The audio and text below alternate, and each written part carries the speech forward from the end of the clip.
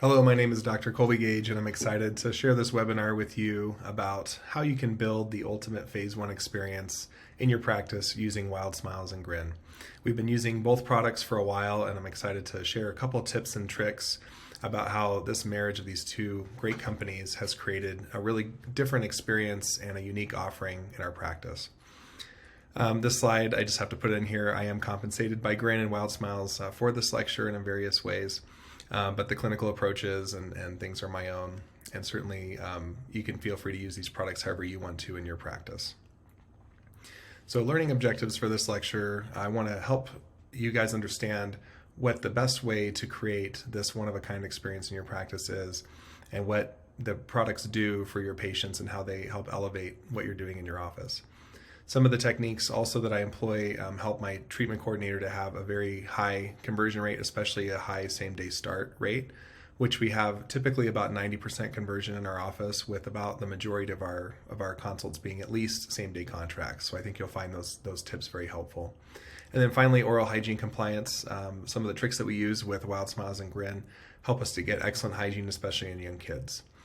So a little bit about why we started using these products. As I was building my practice in 2020, named Level Up Orthodontics, I was thinking about how I could take the things that my patients would want and create that in an orthodontic office. I wasn't thinking about what I wanted to do, but rather meeting people where they were, helping them feel comfortable in an environment where they could be uplifted, where they could be better people both inside and outside of the office. So we try to create magical moments and fun activities for our patients to do, specifically our phase one population. When you look at kind of consumer data, outside of the orthodontic realm, what we're seeing is that more and more people are looking for an experience or interaction with a brand rather than just looking for products or consuming based on price alone. So this statistic shows that 65% increase in spending. Consumer spending is based on quality experiences, and 3 out of 4 consumers will spend more money on a product or continue to purchase from the same vendor or company if the service they provide has a better customer experience. So you think about what your patients are interacting with, who they're talking to on the phone, and what they're looking for in an office really is not the same as they were looking maybe 20 years ago. So if you've been in practice for a long time and maybe haven't heard of these products or haven't used them, maybe this is a wake-up call to say, hey, these are some of the ways that offices are trending and things that can set you apart. So I talked a little bit about when I kind of first thought about making this startup practice in 2020. I thought about, okay, well, what do I really want to do for our patients? And we came up with some really specific goals. One of them was to use technology to create the best experience in an orthodontic office that could be had. We do that with high advanced techniques, with designer braces, things that are comfortable for patients, but very effective. And I love this phrase that we coined, which is our inspiration is helping you find yours. We really try to meet patients where they're at, help them build while we're building their smile. And so we thought about, okay, what are other offices doing in the area, or what things can we employ that are really going to set us apart? So high technology scanners, printers, Grin, any type of interaction that we can have with them where it meets them in a more personal way, like on their phone. We want kids to be able to choose the types of treatment that they want or the types of braces that they want, so we kind of embrace their creative side. We also use custom fitting appliances, so we decrease visits and increase the overall quality of our experience. We also created a fun membership plan that shows kind of a interesting way of taking what would normally be an observation program and turning it into something that they can achieve a reward and earn some prizes. And so all of this kind of comes together as an experience-driven process in our office. When I think about tools that we have at our disposal, the Grin app and the Grin scope really have increased the way that I can reach patients better than any other tool that I have. It allows me to be in their pocket anytime. We have patients that live in Africa or other countries even that come to Denver occasionally, and we see them and can actually interact with them over the phone. It allows these millennial parents who have grown up with phones in their hands and are very comfortable with technology to text us and for us to text them at kind of asynchronous times so that we can be a little bit more lean in our staffing and also get back to them quicker. So we're able to respond to true emergencies faster without them leaving a voicemail and having to have someone take a phone home on the weekends. We can have text messages come directly to us. What we've noticed since we've adopted Grin, and all of our patients, including our phase 1 patients, use this app, is that they are noticing that that's what's sticking out to them. So when you ask someone to write a review for your office, usually they're going to think of the fastest thing that comes to mind, or what really is different about the treatment. Maybe it's the quality of the office, maybe it's how pleasant the staff is, or maybe just the overall experience that they've had. They very rarely mention the actual results or the doctor. And understanding this a little bit, sometimes it hurts as a doctor to be like, oh, do they care about the results as much as I do? And probably they don't, right? And that's what the consumer data is showing us. But when we look at the reviews, this is really what hits home to me, because when we have moments like this, where this young boy was able to choose the brackets of his favorite sports team, or when parents are writing reviews telling how much of a difference it made in their child's lives, that's where we know we're doing something a little bit unique. So one of these reviews that we received recently mentioned the Grin app by name, and he said, well, they're using the app to communicate with us, answering questions and concerns directly. So they're talking directly with the doctor. In our office, we use the team approach, where all of us are looking at Grin constantly, and we're all helping the patient get excited about their braces experience at each touch point that we see them. So it's a real seamless experience for the patient. So they're feeling like they're getting white glove service, even if it's a team approach. And I noticed when the parents talk about the experience as something that is palpable to them, that's when I know we're doing a good job. And I love this other review. It says, my daughter's smile was transformed from a jungle of teeth into a beautiful smile, and always felt like we gave them individual attention. So that individual attention part, even in a busy practice, can be really difficult. And I think when you take those conversations and move them from a busy clinic onto a mobile platform that has a durable history of everything that the patient's done, as well as before and after photos that are populated within the app, it really elevates, again, that experience that we're talking about. So I wanted to break down a couple key parts of what the experience looks like at the various stages. And we all know that when a new patient calls in, that's really their first experience with our office. Now, they may have heard about us from other patients, other doctors, other moms on various mom groups. But that first phone call or that first text to our office or request for an appointment, that really is when all of this starts. So the new patient phone call, both the consultation and the overall experience or treatment, is what I'd like to focus on for this next section, and help you guys understand maybe where some sticking points might be for your own practices. So in the new patient phone call, at least in our office, the TC who is actually going to be performing the consult is the person who's going to be calling the patient. And as we get bigger and as we grow, we may move to a different setup. But what I've noticed is that when you have consistent messaging, when the TC is the same person that talked to them on the phone and that's scheduling the appointment, a lot of those concerns don't get passed off or written down and missed. It carries over right into the actual appointment. So your chance of a same-day conversion or a same-day start is very, very high, because the TC has time to ferret out, okay, is this actually going to be a same-day start? And so the messaging about what types of treatments we offer and how fun it's going to be and all that stuff really doesn't get diluted as it passes from person to person. We help prepare for challenges. If there's an insurance issue, we try to prepare them over the phone for that. If there's concerns about, if they actually need phase 1 or not, again, all those types of conversations are happening before the patient even comes in. And then building anticipation for what we're going to do. One of our mottos is no surprises, and I'll mention that a little bit later, but we want to make sure that they always know what's coming next, specifically that we're going to be asking them potentially to start that same day. So with the person they talked to on the phone is the same person that they see in the treatment room, and the notes or the little snippets of things that they give to that person on the phone, we try to repeat those back to them when we meet them in person. So we know, hey, remember when we talked about your insurance kicking in? Or remember how we mentioned that, this is all a new process for you. You're not really familiar with braces. Again, all those types of things come up. We try to make sure if they come up in the phone call that they come up again when we're in person. And so when they actually come in for the consultation, we focus on the experience, and ways that we do that is having fun things in the office that they can interact with. We show them a mural that Kelsey Montague painted in our office where they can take pictures. We're giving them something free, like a free chapstick, and telling them about the types of visits that they would have.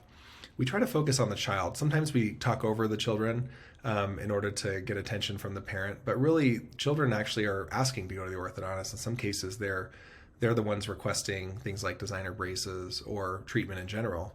So we really want to get down on their level. If it's sitting on a slightly lower stool, or just not appearing so big and scary, like, and I'm 6'2", and most of my staff are much smaller, so they usually have a good time interacting. But I kind of have to get down on their level and make them feel special, because that's really what this is all about. If the parents see that the child is having an experience, they're going to want to spend their time and money in the office. We use things like reviews and other photos around the office of other kids to help cement an idea of social proof in their mind that lots of people are doing this, that this is a fun, acceptable way to take your kid to the dentist. And really having simple messaging. So when we're talking about phase 1 treatment, we're not getting in the weeds about canine position or ectopic teeth or all the terms that we would use. We're really just talking about setting a foundation for future treatment, taking the problem list that we have and making it smaller so that we have fewer problems to fix later. We're never saying that this is a one and done type of thing. We're always mentioning phase 2 in that conversation, but keeping the terms and the problems that we're bringing up in the consultation to be as simple and direct as possible helps us get to yes faster. And we know that we're going to answer those questions later anyways. So why necessarily go over them in absolute, deathly detail at every visit. So that's very helpful from the consultation standpoint. And then from the experience and the treatment and the overall interaction, we have that motto again: no surprises. We want to make sure that each visit we explain what we're doing and what's coming next, so that they never have any questions about what would be the next visit or what would happen. And we probably all had experiences where like, oh, I thought you were going to put the braces on today. And you're like, no, we never said that. We wouldn't do that at 4:30, those types of things. But the regular Grin scans help us stay on track with those questions that do come up. And oftentimes parents have lots of little random questions about goals or about hygiene or something the dentist said, and they won't remember it when they actually come in the chair, but they will remember it on the app, and they will quickly text us that. And they don't expect a message back, within, seconds or hours. They may expect a response within a few days, or sometimes they'll just ask us at the appointment if we somehow miss something. So it's important to have those regular scans as part of the experience, because it helps with hygiene. It helps with comfort care. So if they are, having issues with wires, we've had many, many instances where we've been able to address a concern over the phone or over the app, or at least assure them that they can wait until, the next available time for us to see them. So we're setting expectations every time they send scans, and also setting the tone for, how urgent or how serious the whole conversation has to be. And it also helps us celebrate the wins. So we have an observation program that I'll tell you about, which is really fun to help congratulate our patients as they go through the various stages of treatment, but also as they accomplish things in their life. And I've always wanted the patients to come to us with things in their life so that we could high five them and be a cheerleader for them. So, and it's really difficult to get kids to share much, right? Most of the time they just lay back and their eyes are closed or they're on their phones. But this is a much more fun way to interact with the kids and the parents, and helping them feel that they actually have accomplished something. So the images that we get and the things in our office really help create that experience. So a lot of these processes that I'm talking about, the new patient call and the consultation, really start and end with the TC. So your treatment coordinator is one of the most important people in the office to set the stage for what you're going to be accomplishing in treatment and the type of experience that they're going to have. So you really hope that even before we talk about TCs, that your TC 100% believes in what you're doing, believes in the treatment and the doctor, and can be that spokesperson. I have a picture of our consult room. You won't notice we don't have any weird clinical chairs or knee bent chairs in that room. It's really a presentation room, and it helps create a very comfortable experience where kids can lay out. I come into the room oftentimes and kids are laying all over the sofa or they're just very comfortable, and that makes me feel good, because I know if they're comfortable in that room, then mom's probably comfortable as well, and we can make some strides in helping them understand what types of treatment we're doing. So we talked about the new patient phone call being the first seed that you're going to plant in their mind about how what types of treatments you're going to do, and if there's any insurance, all that stuff, we're going to get that all sorted out before they come in. Also helps understand if the parents had braces before, if that's something that they're interested in or that they want. And if they have no experience with braces, aren't even sure why they're coming in, that's a different type of consultation than someone who's been referred by a doctor who generally recommends these types of treatments, or someone who knows about our office or came recommended from a friend. So we take a lot of that information, really game plan how we're going to help coach them. And I think that's why our conversion rate is so high. So my TC and I oftentimes will have a little huddle before we go into the room and talk about some of these things, like, did the parents have braces? What kind of, just general feels did she get when she mentioned about treatment?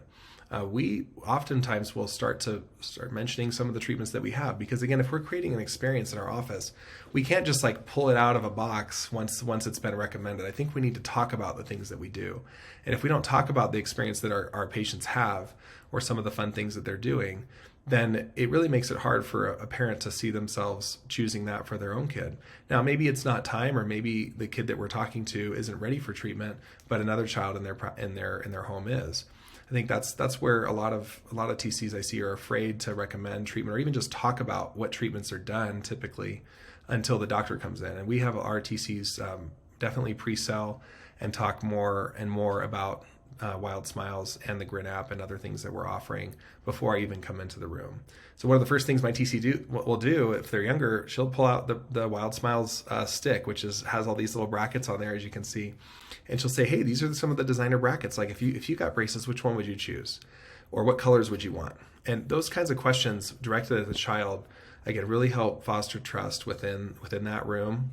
And then when I come in, it's really just kind of a fun, like, "Oh, what kind of shapes did you pick?"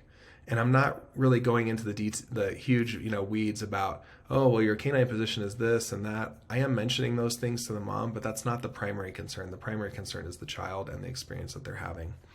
And I think your TCs really need to be bought into this whole process. If you're not doing a lot of phase one now, I encourage you to look at some of the things that you're seeing as patients are going through observation, and seeing if maybe there isn't something you could do to help improve their oral health and the overall look and feel of your phase two cases when you get them. Because there might be a quick phase one treatment with WildSmiles that you can do that really will make a big difference in your patient's life. I think that oftentimes we think just about the teeth, but there's a person attached to their smile. And if we can make them feel special and coming into their office and create an experience for them, they're going to be a better person and have more confidence. I can't think of anything better for a kid in elementary school or junior high than to add more confidence. So again, this is a little bit about building a story brand. We talk about creating an environment where the patient becomes the hero. It's not the doctor, right? We're using things like social proof. We're using reviews, lots of affirmative statements and encouraging statements to help the person that we're interacting with, that child, to feel like the hero. And that's what building a story brand is. We share successes of other patients and help them understand how they can fit into that themselves.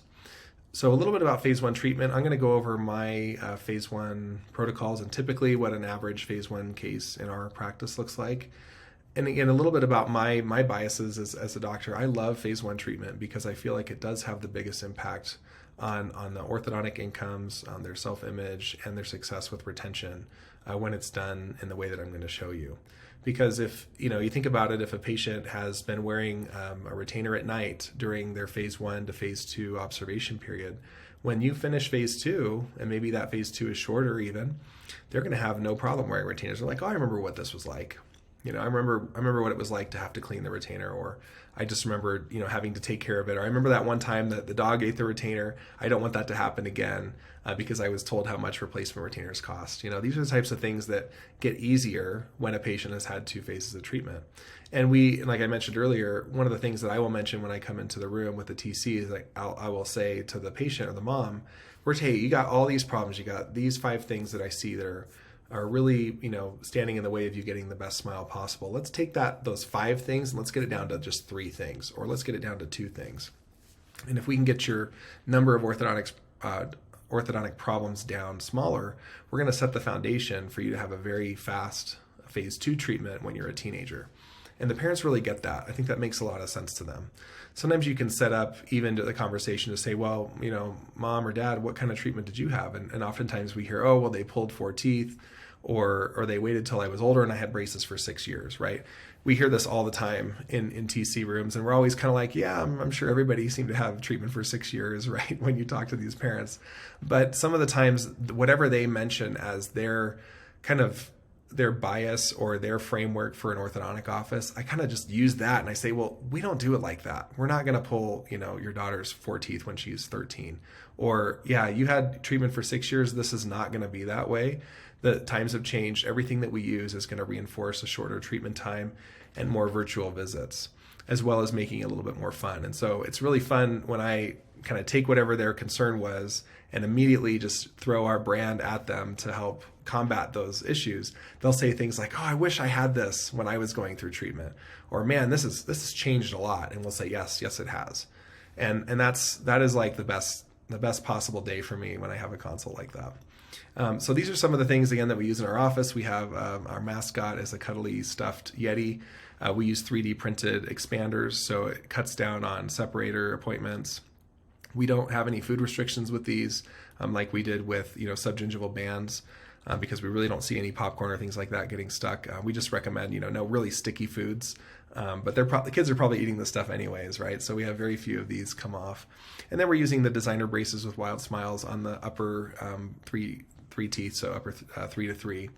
And letting them pick the colors and styles. And that's been a really fun addition to our practice, along with lots of other little touches and feels in our observation program that helps kids earn pins for completing specific activities. And the observation kind of club that has the lanyard and the name badge, we start anyone that comes into the office on that. So if they're starting treatment, they get on it and they can start earning pins. If a sibling is there, like a 4-year-old sibling, we'll sign them up as well and let them come in and earn pins. So it's really fun to celebrate the wins when they collect all the pins and can display it on their lanyard. We take a picture with them, and sometimes they'll bring us in some of the things that we do. So I get a lot of questions about my observation kind of plan that I created, and so I wanted to share a little bit of that because it ties into so much that we do with our phase 1 treatment. So we call it the Yeti Smile Squad. Again, we have these cuddly Yetis all over the office. And I'll talk a little bit about how patients can adopt these Yetis too, which is really fun. But we have 6 pins that they can earn. So family, community, athletic, personal, academic, and creative pins. And so on the right, you can see the little lanyard that they get. If they journal for 30 days, they can earn the personal one. One of the favorite ones that we probably get the most is having the kids cook a meal for their friend or family, which is like, it's always like, okay, I made mac and cheese. And I'm like, well, maybe you could have tried a little harder. Or sometimes it's just like, oh, well, they made ramen. I'm like, hey, that's awesome. If you're 8 years old and you're cooking ramen for yourself, like, that's great. I mean, that's what college students do, right? So each one of these little ideas really helps them anticipate coming in and sharing something that they did, which I really love, because when the assistant, or usually they'll tell the assistant when they come over and say, oh, I did this, can I get that pin? And then we'll say, yeah, you can get the pin, but you have to tell Dr. Gage what you did. And so they'll come over, and then the assistant will say, hey, well, Madison has something to tell you. And I'll go over and talk to the little girl or boy, and then they'll tell me what they did. And it's a super fun time to look at the parent or talk to the kid and high five them, and to give them that fun enamel pin to put on their lanyard. So this is a super fun part of our experience and what we're doing in our office. I mentioned the Yetis. This is a fun project, and we want our patients to be able to give back within our office. So they adopt the Yetis. They pay $50 minimum donation for these Yetis, and they get an adoption certificate, and I match that money, and then we do free braces for all kinds of special needs kids in the community. So this is one of our patients, named Trey here at the bottom. And there's some of our favorite patients that come in. We have the local dentist nominate these winners in their office, and then we provide free treatment for them. And then our patients get involved by adopting the Yetis. This has been just an absolute fun thing in our practice, where everybody can kind of see the good that we're doing, and something that we do very often. So we're having at least a couple of these winners come in every month, which we love to treat them. And a lot of them are phase 1 as well. So again, the doctors that we're talking to are seeing the benefits of phase 1, and so they're referring younger and younger, hopefully getting them in by age 7. So A little bit about phase one in our office as a treatment modality. We, like many orthodontists, are recommending that patients come in no later than age 7 for their first initial assessment. And that makes sense because we want to make sure if there are any big problems coming up or cross bites or things that we can address those. And even if it's not the perfect time to do treatment based on their dentition, it's setting the stage for what's coming next. And so oftentimes we'll put some patients in observation, even if we know we're going to do phase one if they're not ready. It also gives it is important to note that my TC and I do spend a little bit longer setting expectations and talking about treatment when there's a phase one consult. Because you have to think that probably the parents didn't have a phase one or they don't remember what was done. They may have some thoughts about why they see kids all around having braces at such a young age when they didn't have that, and they may have some biases about how they see their child smile, and they may not really know what the goals are or what the problems are. So we always make sure that we spend a little bit longer laying the framework for what we're doing in terms of two-phase treatment. So there shouldn't be any ambiguity about needing a phase two, which they always will need a phase two, or even about the approaches that we're going to be doing, what problems we're going to be fixing and which ones we may not, or issues that we may not worry about at this stage. So along with that, again, keeping the message consistent and simple, every visit we're trying to keep it as consistent as possible in the clinic, so that when we bring up what's coming next, it kind of makes sense. Like, oh yeah, okay, so you said the expander was going to come out. When was that again? Oh yeah, 6 months. And then the braces are going to go on, and then we're going to check the day the expander comes out, we're going to check with the pano, right? And then you said that we would take the braces off and then go to retainers. Like they kind of get that flow because we keep it really simple and easy to understand. And when you keep the intervals and the types of treatments as consistent from patient to patient as you can, then it makes the assistant's job easier to try to answer some of those concerns and answer it in the same way. So reviewing those goals is really important. And again, going back to our motto of no surprises, that really ties in well with that. From my perspective, I've never really had any doubts about expanding an upper arch. We don't put expanders in everyone for sure, but we are looking at the lower arch to see where the lower arch should be and how big the upper arch needs to be to fit that. And we're looking at ectopic teeth and making sure that the canines come into a good healthy bone and gingiva if they can. So we're not really shying away from expanders or trying to use aligners or other treatments. We prefer to do expanders and braces for our phase one patients. So with the 3D printed expanders, we are recommending 1 turn a day for 28 days and then taking a Grin scan when the patient's done. So this saves us a visit, and then it keeps it a secondary reminder for the parent to know when to stop turning, because the Grin app is going to remind them of their upcoming scan, which we've already messaged them to stop turning by that point. The other thing that Grin has that works really well is it has pre-saved templates. So if you have a phase one template or a expander template thing that you would normally print out and hand to the parent, you can just put that into Grin and message them that information, so that they already are starting this kind of muscle memory, if you will, of using Grin to look for important things from your office. So I find the more things that you put on Grin, especially when they start, the easier it is for them to adopt it and want to open it back up. I think we've all probably downloaded some type of productivity app or other app on our phone and never gone back into it after the day we downloaded it. I think it's because it's not sticky enough. So the more sticky you make the Grin app on day one, the more likely they're going to go back and open that up instead of calling the office for an emergency. In which my friend Des already knows to tell them to, hey, take a Grin scan, and we're going to move this conversation from the phone to the text. So with that kind of that whole treatment flow, after they've taken the scan at 28 days, then we're going to set a 3-month braces bonding appointment. We use the WildSmiles 3-3, and then we use phase one eyelets on D's and E's. We rarely go back all the way to the molars. And if we have an expander, sometimes we can put brackets on those as well if you wanted to get even more expansion through the baby teeth. And we have some great OHI. I think one of the best things that I've loved about using WildSmiles is that it's so easy to tell a parent or tell a child, hey, just brush until you can see the shape. And I'm going to show you a video of this and how the proof is in the pudding of how well this is working. Another thing about phase one treatment, again, when we look at comprehensive treatment, we're always taking a final pano, final records. But with phase one treatment, when we debond our expander, usually around month 6 or 7, that's when we're taking a pano to see, okay, do our canines have enough space?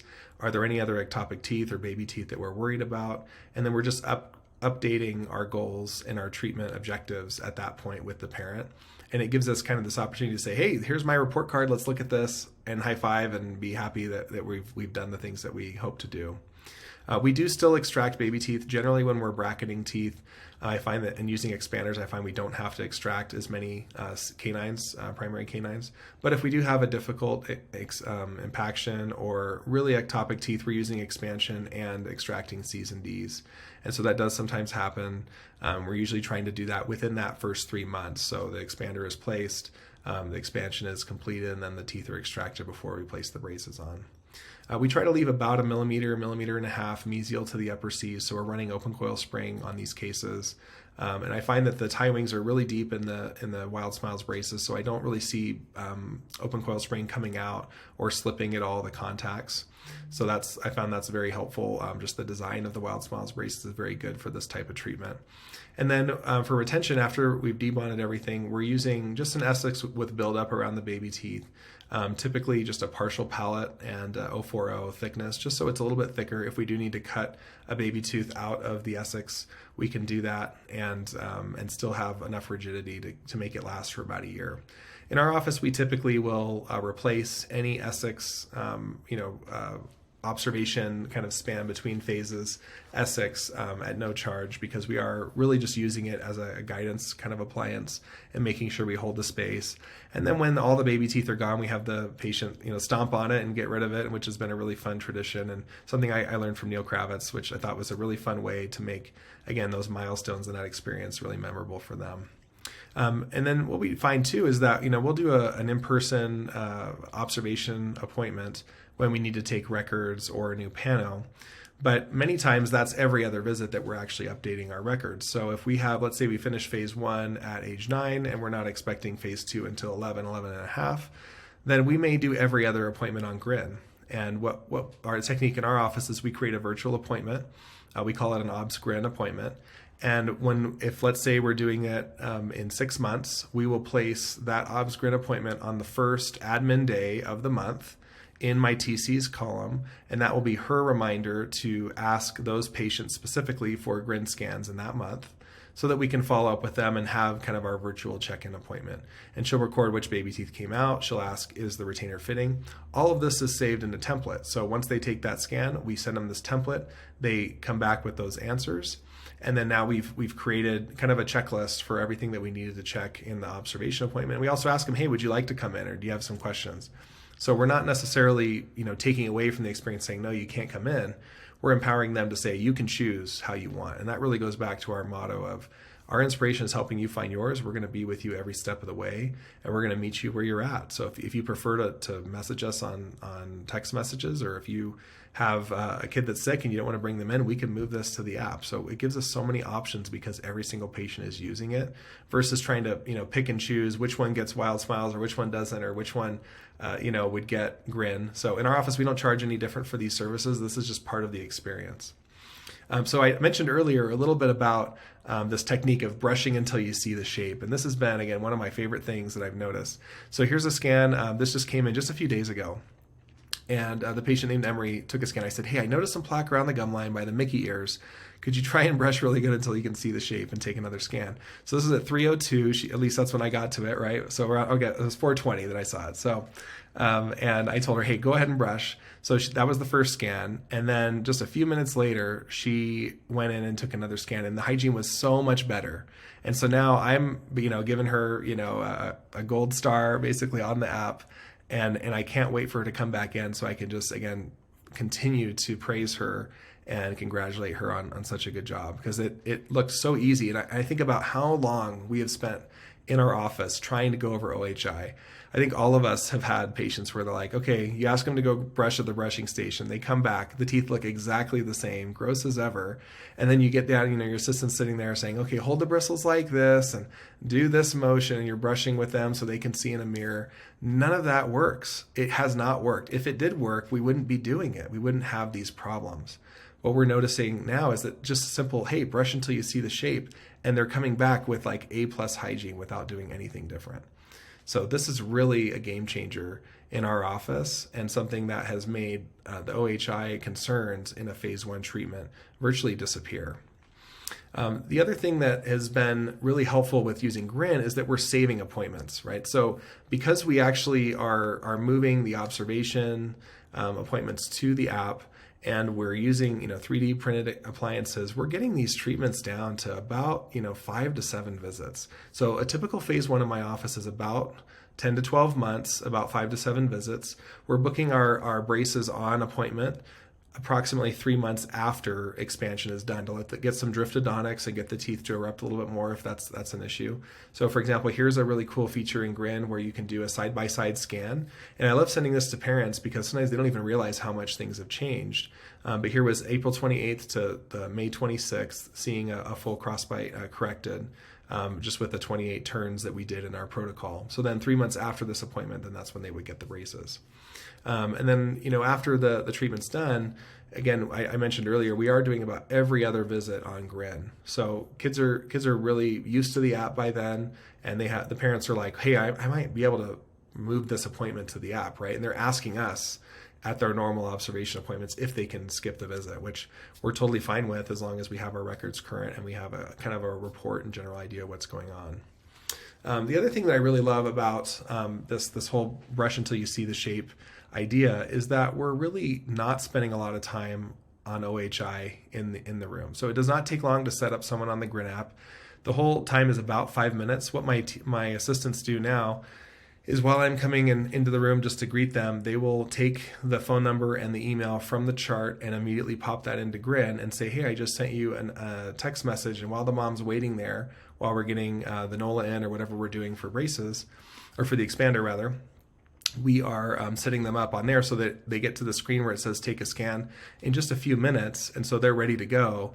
And they know that we're going to be taking a scan at the end of the appointment. So again, we're saving time on OHI because we know we're monitoring them every month. So I'm not so worried if they don't know exactly how to brush because, well, one, they should know how to brush at this age, right? And if they're having some issues, I'm going to catch it in real time versus waiting 2 months until it's not good and then being busy in the clinic and not really being able to go over it with them.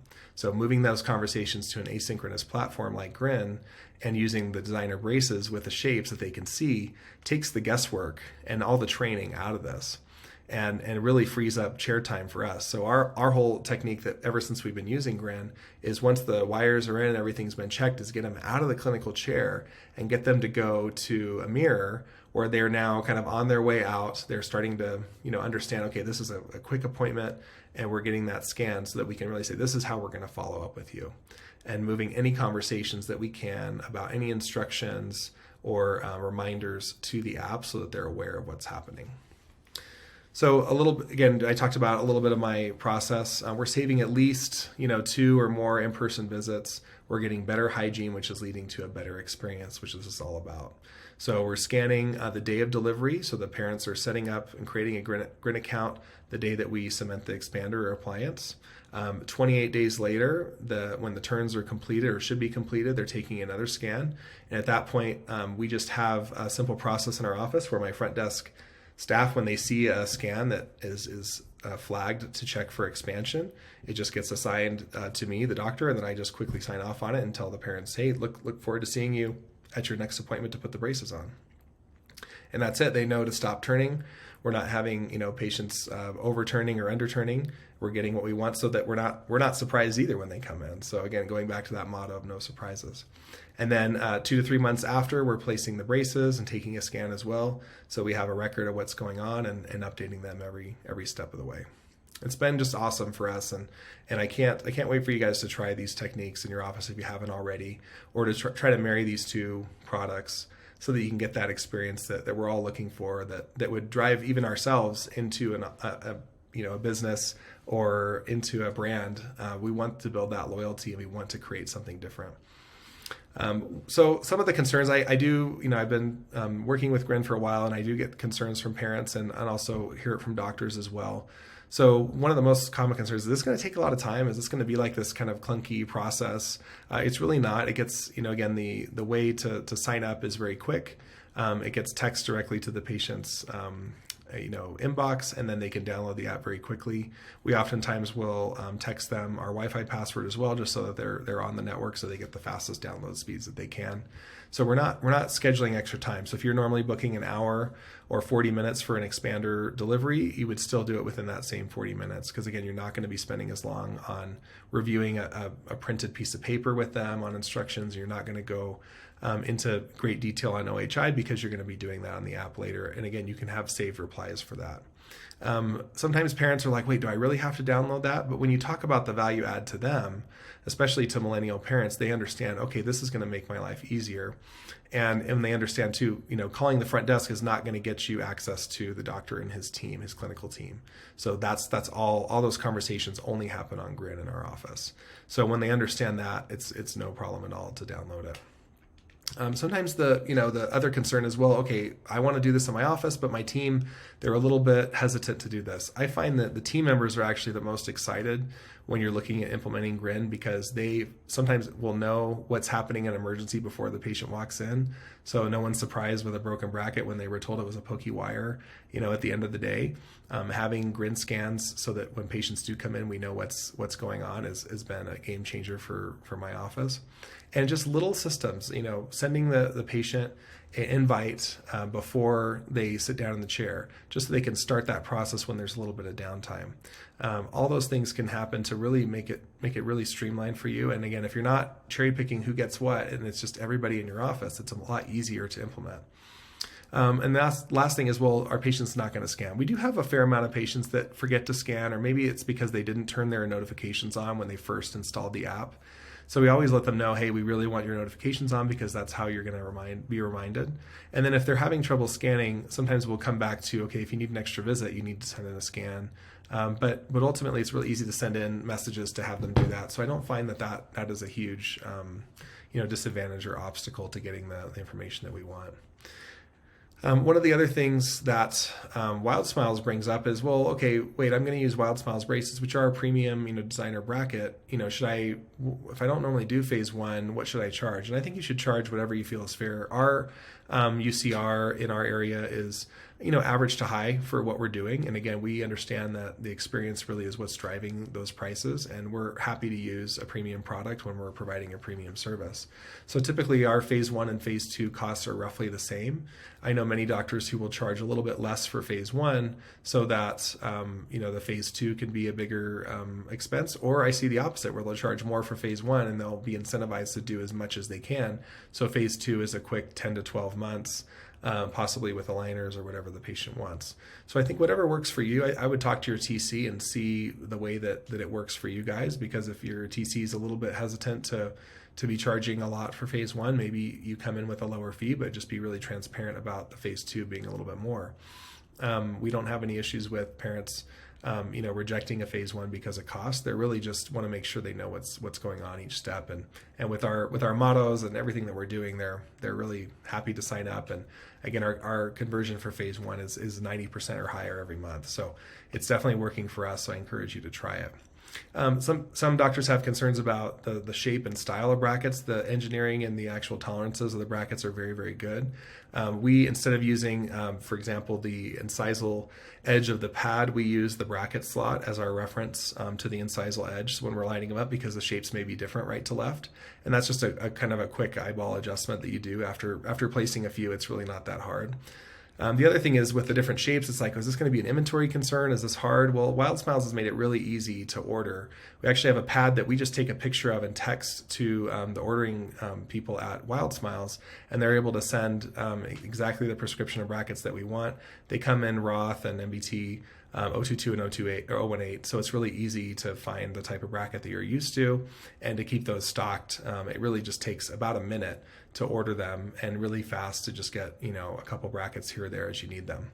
We even do that specifically for our custom shapes. So if someone wants a specific college team, we'll let them pick that out when we deliver the expander, so that we can have a couple months to pre-order that and get it ready. So it's really easy for us, again, with this system of placing the expander or appliance and then waiting 2 or 3 months to order, to get them in for the braces. We have lots of time to prepare, so we're never caught off guard with inventory concerns. And then last one, I mean, again, this is a joke, but I really do think that your patients are going to have a lot of fun with this. We have a ton of fun in our office, and we lean into the Mickey braces and all the fun things that come with Disney. We have the lanyard with the pins. So a lot of the stuff is inspired by, childhood memories that I have of going to Disney. And we even had Mickey Mouse sign our little flip book that shows all the braces. So kids love seeing that as well. I encourage you guys to try to connect with WildSmiles and Grin if you haven't already, to help build out the best phase one experience that you can. Here's their contact information. Again, there'll be more information at the end of this webinar and links and various things. These guys are just great people to work with. Their teams are very attentive. They treat your patients as if they were their own, and they care about you and your practice as much as you do. Thanks so much for taking the time to listen to this webinar, and look forward to seeing all of you at various meetings. I'm usually at the AAO at these booths, so please come and contact me. You can reach out directly to me through Facebook or Instagram if you have any questions, and look forward to seeing you guys. Thank you.